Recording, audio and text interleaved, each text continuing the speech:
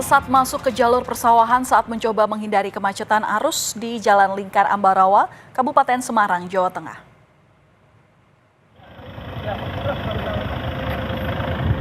Polisi menyebut awalnya mobil dari arah Semarang menuju Yogyakarta ini menggunakan aplikasi penunjuk jalan atau Google Maps. Awalnya mobil bisa masuk ke jalan utama, namun kemudian diarahkan ke jalan yang semakin sempit dan tidak bisa dilalui oleh motor.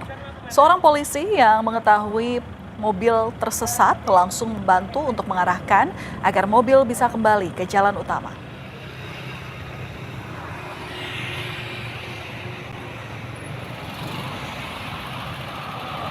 Beberapa mobil yang sampai terjebak atau terpelosok salah arah di seputaran Jalan Lingkar itu karena yang bersangkutan adalah menggunakan Google Maps.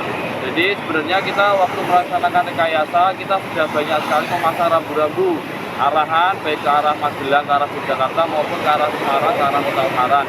Juga selain itu kita juga memasang atau menggelar gelaran personil untuk memberikan himbauan-himbauan tentang mengarahkan ke jalur yang benar.